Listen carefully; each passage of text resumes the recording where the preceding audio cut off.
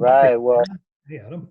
we are right here, um, live and direct, and what I'm gonna share with you was prophesized um, sometime back, and I was told a prophecy. Today is 2020, August 20th, and I was told this prophecy. I think when I was about as far back as I can remember, maybe 5 or 6, and they'd always talk about this prophecy, and it was called um, the red carpet of happiness is going to come back to these great lands of we now know them as the Americas, but we call them in our indigenous world the Turtle Island, the place that lives on forever.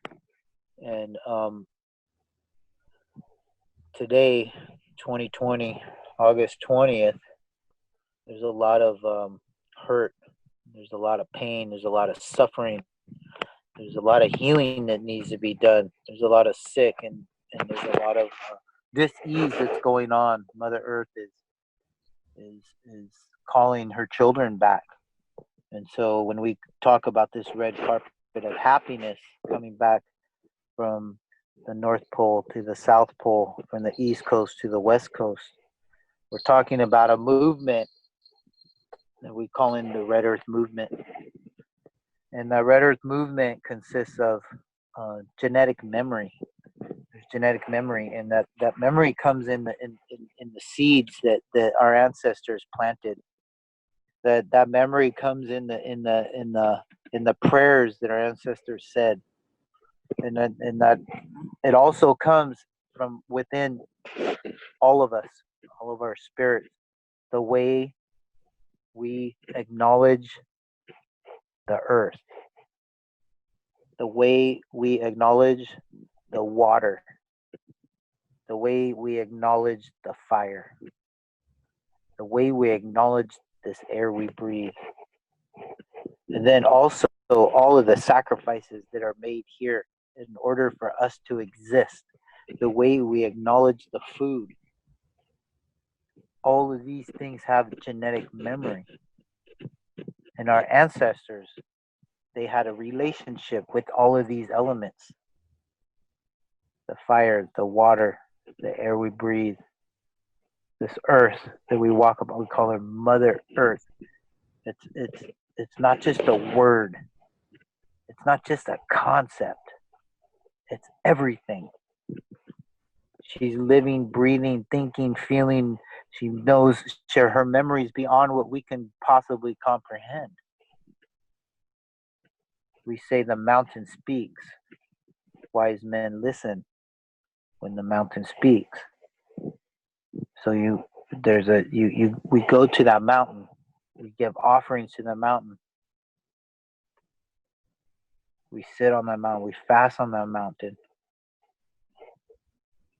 And then we learn to feel again. We learn to feel again. We learn to see again. We learn to listen. We learn to think again. Cleans our thoughts. We learn to feel the real feelings of joy, all through a sacrifice. So this Red Earth movement involves understanding our existence on Earth, where it is that we stand. In the center of the Earth we stand, and we look and we know our directions. We get up in the morning, we face the east. We know where the sun rises. We follow the moon cycles. We know what seasons it is. We know our 4 directions. We pay homage to all of these things physically, verbally, and then also in our actions. And in this present day, we're so disconnected. Human beings, it's just human beings, the plants and the animals, the insects and fishes, all that beautiful creation that's here already can survive without us. They're fine. They're good. They know who they are. A coyote knows how to be a coyote. A deer knows how to be a deer. A dragonfly knows how to be a dragonfly. We, us two legs, we forgot how to be human beings. So through this red carpet of happiness, through this red earth movement, in order to, in the way of our ancestors, they lived here and existed for thousands and thousands, millions of years. Who knows how long? Who cares how long? It's come up to this point, and here we are in this modern day. This modern day, completely disconnected. Basically, right now we're in World War III. Everyone, this whole world has stopped. And the most important messages that I've been hearing is go outside and go in nature and breathe outside, and and and and and the one thing that we need to do is learn to acknowledge Mother Earth and this air we breathe and the water and all, and the sacred fire. Respect the fire. Respect these things, the gods of creation. Talk to them.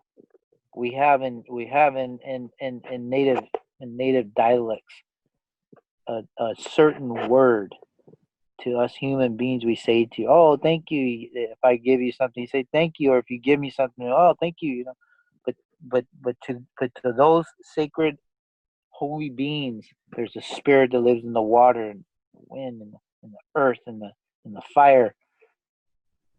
There's a special word, and you only say it to that spirit when you are approaching it and acknowledging it and talking to it like that. And then we have lots of lots of seeds that we utilize to feed and to grow: corn, squash, beans, watermelons, potatoes, tomatoes, all of these wonderful foods and different colors and the vibrations that they get. That's medicine. That's medicine. People all over the world are traveling everywhere looking for whatever, something, turning over rocks, and what we're finding that beauty, that true love, and that place of belonging right in your own front yard, right in your own backyard. You create that, the spirit of the home, a place of belonging, a place to talk to our children, a place to be with our elders, a place of sanctuary, a place of tranquility and peace, your own home. And so that's what we're sharing. That's what we want. That's, we as indigenous people, we have been completely uprooted and displaced and robbed and stolen from and lied to, and it's just there's a lot of un I guess you could just call it just completely unjust things that have happened. And there's a lot of generational trauma that still exists. It still exists. We're healing, and we're healing through. We've been disconnected from our food sources. Long time ago, we were strong. We were healthy. We didn't even need to go to the gym. We didn't need to do a lot of these things we do today. It was just natural in our everyday life.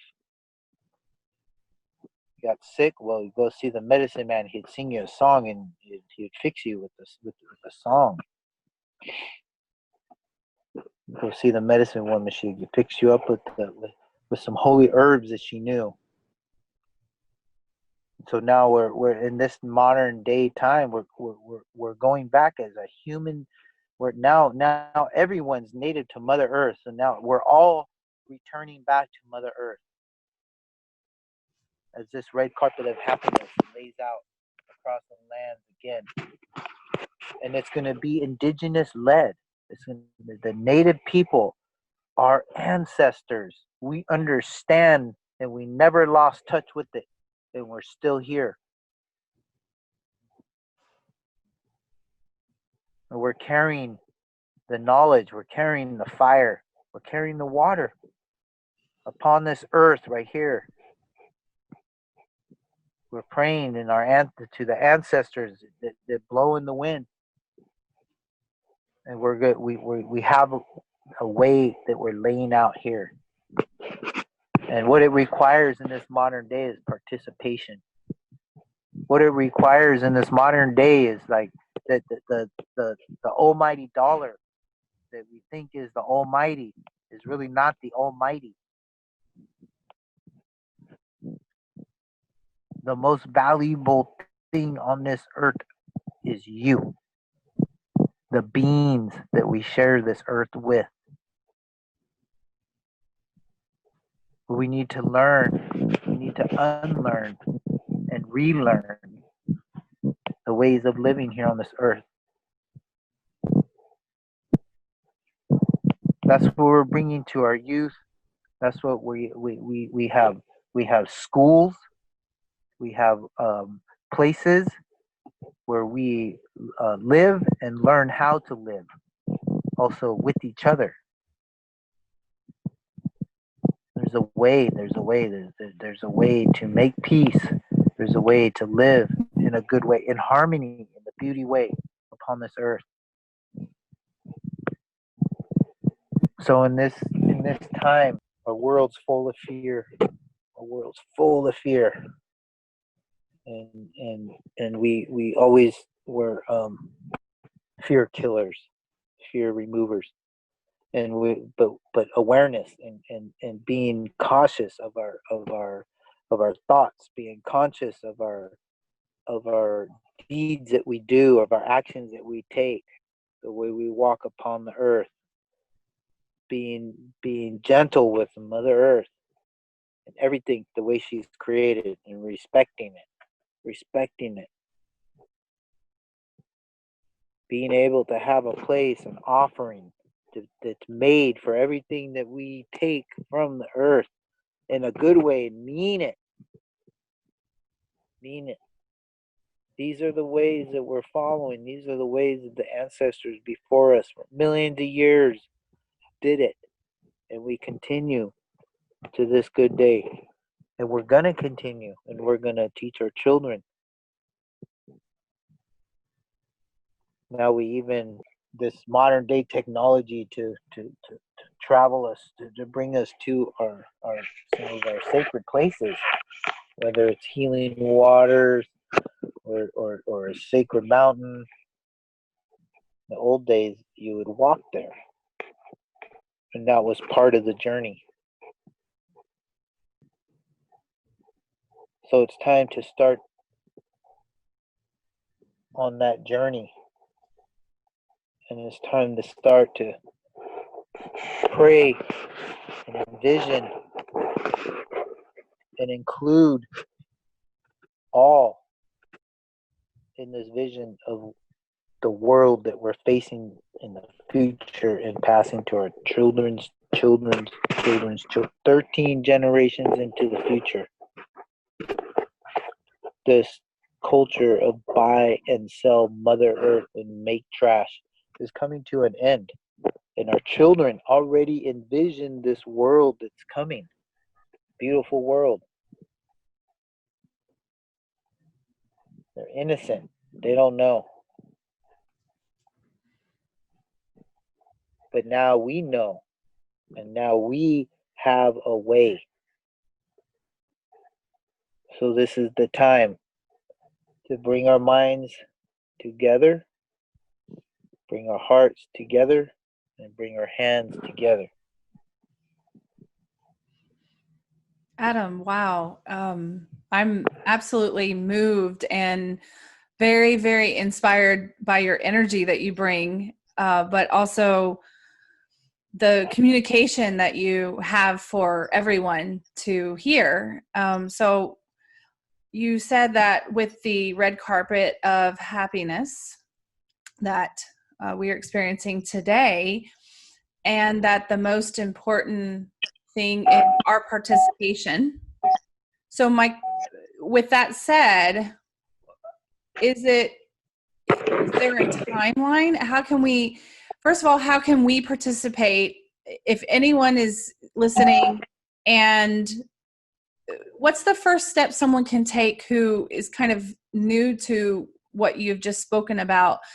And then also, is there a way to accelerate the movement that you're doing right now? So right now, there's all kinds of personal ways you can do in your own home. But what we are doing right now is we're going on to as big as properties as we can and unifying with big landowners. Wow. And helping them um, in where I guess you could call it indigenize their land, so that they can create and they can grow food and they can grow animals in a way that's not harmful to the contour of the way the land is already. And then we have a couple of websites. One of them is called redearthovens.com, and on there's a diagram of it's just a circle. It's diagram, so you can just get an idea. There's not that many places that are in circles these days. Every place is it's like checkerboarded. So most properties are squares, but you can set it up in whatever shape you want it, rectangle or triangle. But in the center of it is the place of belonging, the gathering area, and then on the outside of that, they say, well, where do you start your food growing?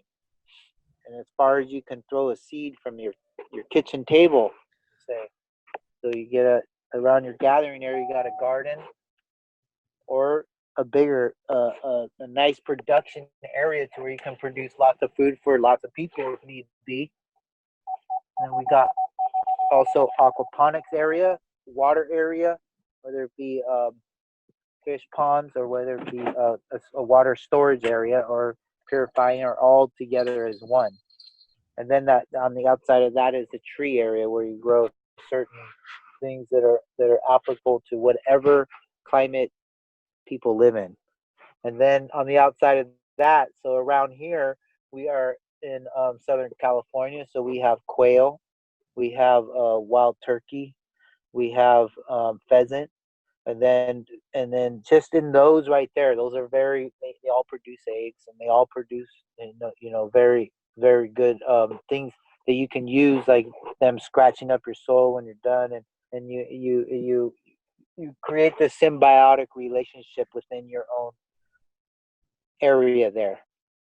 And then we also have an area on the outside of that where we have our wild game. Creator blessed us with lots of wild game: deer, buffalo, elk, antelope, all out there on another boundary line. And so, in that sense, we become self-sustainable pretty much for the most part, completely. And then we also have plenty to share out as well, whether it be for trade, whether it be for sale, whether it be for display, and we're also helping all that wildlife come back from the devastation that's happened.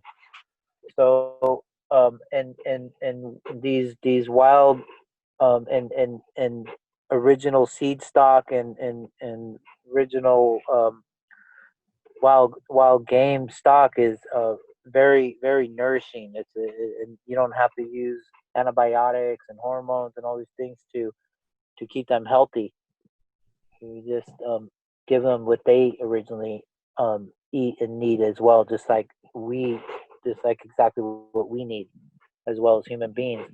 So we're working on that, and we're inviting people in to get involved as well in this movement. You can go to, it's called livingearthgarden.com as well, and there's a lot of information and ways to get involved on there on both sides. And I think by sharing Maybe there's people with land, maybe there's people with equipment, maybe there's people with financial support, maybe there's just people that are willing and able. It's a huge movement. I think it needs to go, and the awareness needs to be awakened all across the globe, all across the globe. In everything we do, we have to think and make sure that it's not harming the mountain, the valley, that it's not harming the water, the air, that it's not harming the earth like that, the air we breathe. So like that, that's the way we're trying to involve people in, and and get people involved, bringing the consciousness together. If that answers, does that kind of answer? Very much so. Thank you. Right. No, it's big. There's a lot involved. Yes, There's it a sounds lot like it. involved. So usually we do internships, and it's a 4-year internship. Wow, 4. 4-year internship, yeah. And some of these youth that we're talking with here, you know, there's a lot of people, there's a lot of them that are having a hard time in this life, and been steered wrong for many years, and so, in order to really understand our place, if we're that far off, it takes a little bit of time. It takes a little bit of,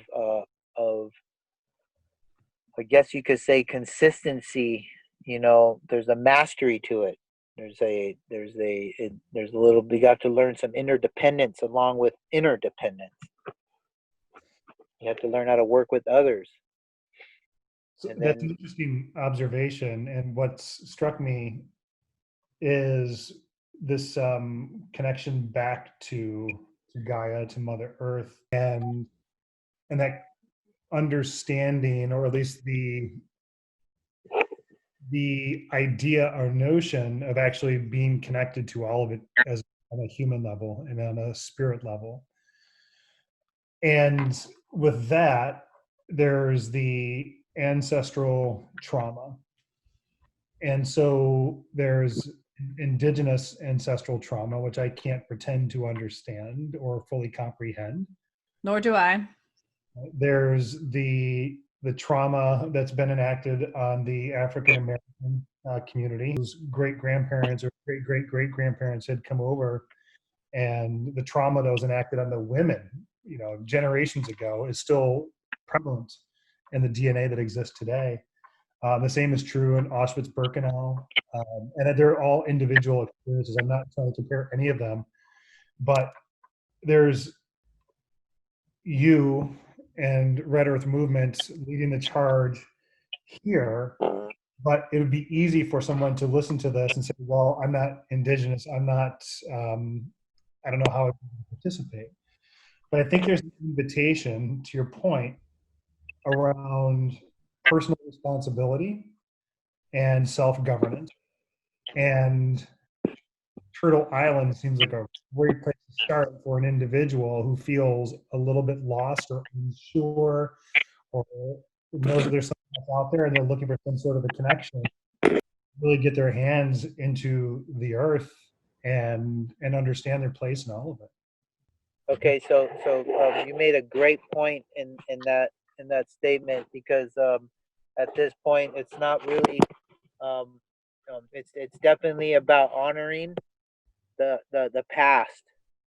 It's definitely about honoring the past, and it's definitely about honoring our present, and it's definitely about honoring each other in the future, and recognizing that the where we've been has created nothing but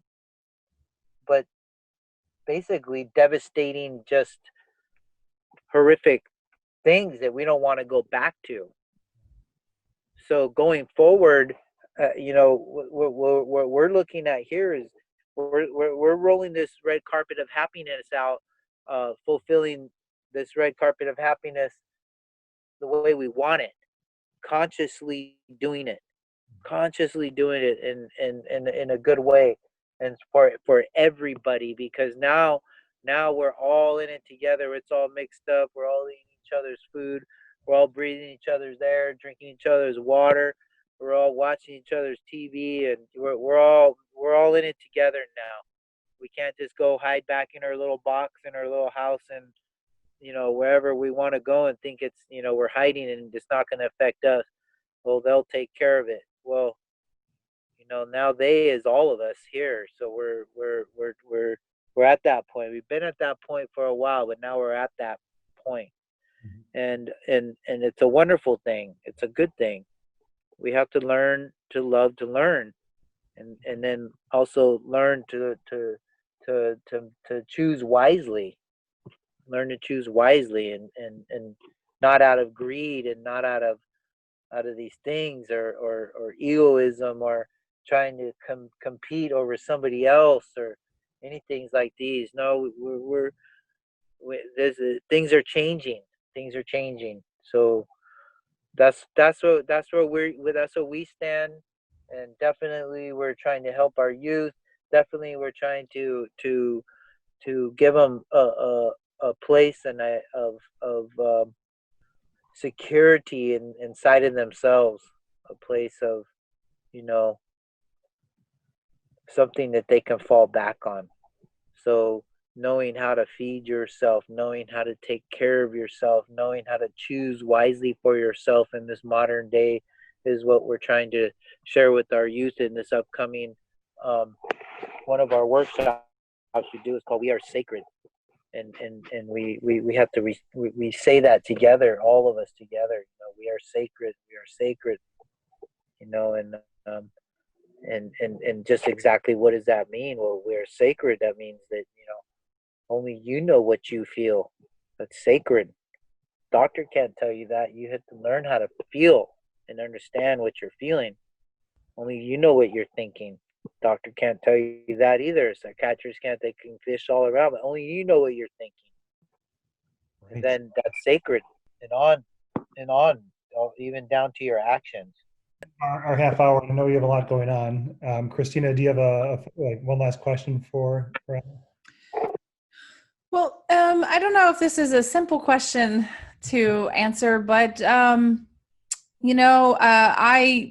don't have any indigenous background whatsoever. So you could argue that my European heritage has caused this problem. And I probably carry that over into this lifetime. Is there a way for that to be atoned? I think so.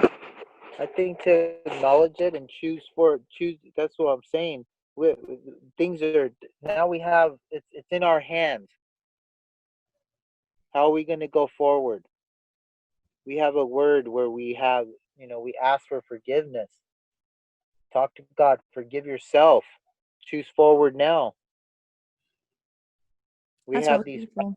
Yeah. we have these fireplaces. It's an open door. We have ceremonies, and we let all denominations come in, nationalities come in, and we say all my relations, and we can forgive ourselves, and move forward, especially when we mean it, and only when we mean it. And I believe in that. And we can feel it. We can feel it, but then we can also feel it when it's not. So I believe there is a way. I believe that is the way. I believe it's the only way, because we've tried all these other ways. So Yeah. That's really comforting. yeah, we got to have something, to be peaceful and tranquil. Mm-hmm. That and prayer is where we find it. Adam, thanks for making time. Best to you. Yeah, I'll Listen let to you your guys go. Yes. We'll talk soon, Chris. I would like to talk a little more, but I'm gonna go back over here, and gonna do our closing prayer tonight, and blessings to all, and we'll talk soon. Thank you. It was an absolute pleasure to meet you virtually. Yeah, likewise. I'm grateful for his friendship for sure. The the story on how I met him was through a mutual friend a couple of years ago. And one night I had a dream where I was in a bus. And it felt like a bus, like a Greyhound bus or like a tour bus or something. And I was going slowly along the highway, like this pace. And on the side of the highway, I saw a Native American man with his arms crossed, very resolute looking, in what I imagine was ceremonial garb. And behind him was this mountain, and the sky was almost purple. You seem like the purple desert sky, kind of. Yeah, right. And I was like, it was just so slowed down that I couldn't shake it. And I mentioned this to a friend of mine the next day, and he's like, "Huh." He's like, "I wonder if it's this guy." He's like, I'm gonna take you down to San Diego and meet him." And then from there, Wow, that was a pretty direct line right there. leaning into those things, right? A lot of things like this have been happening in my life, and it's very interesting that we have him on right now in my life. So, I'm on TikTok. And the first people that I started to follow on TikTok were indigenous groups, so indigenous people that are, they've got the regalia on, and they are pretty bummed that they can't go to the powwows, they can't go to the gatherings at this time of the pandemic. And it's just beautiful, all of the songs that they share and the prayers and the mindset, the patterns and everything. And I never had an interest in that before until recently. And then now here he is speaking here with us today. And it's just, there's a big picture message in there for me. And I feel like for a lot of people, just like you said. Yeah. Well, it's funny that you mentioned that, and it's one of the reasons why I love doing this work with you. Is like you couldn't have put the ball on the tee any better than what you just did. Good. And I know it was unintentional, but it makes it even better. Hole So, in one, let's go. well, I'd want to invite you. The Native American Church has postponed any gatherings until at least November because of what's going on in the world. With that, we've secured some land in Eden, Arizona, and it's where Geronimo's hot springs exist. And this is where, from an ancestral perspective, they would go heal. And we know that everything's changed, and the status quo is not working for many people. And with COVID, with George Floyd, with failing democracies, with fires, with floods, we have an opportunity to really wake up to our purpose and our true responsibility. Thank you so much for everything today. And thank you for being there for me and also for a lot of people. I love you very much. Love you too.